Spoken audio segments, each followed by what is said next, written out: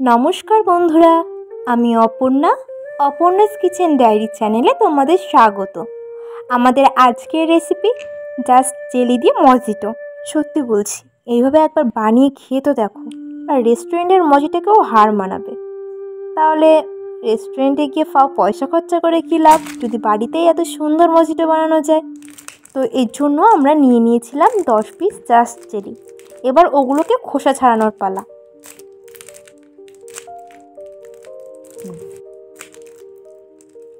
এক এক করে সব জাস্ট জেলিগুলোকে বের করে নিয়েছিলাম প্যাকেট থেকে। এরপর একটা মিক্সার গ্রাইন্ডারে জাস্ট জেলিগুলো দিয়ে আর অল্প জল দিয়ে একটা স্মুথ পেস্ট বানিয়ে নিতে হবে।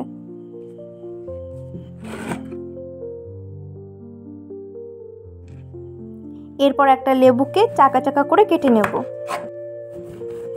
খুব বেশি প্রয়োজন নেই, 1-2 পিস হলেই হবে।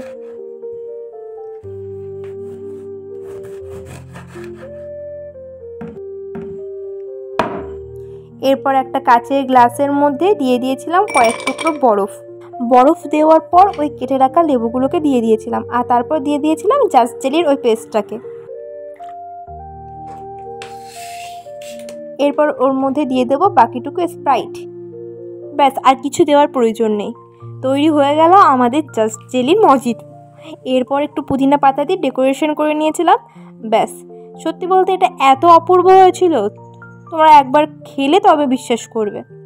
অবশ্যই একবার বাড়িতে বানাও, আমাকে কমেন্টে জানাবে কিন্তু।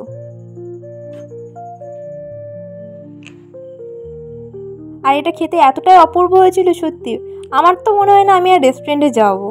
তো টাটা, আবার নতুন ভিডিও নিয়ে দেখা হবে। আজকের জন্য এ পর্যন্তই।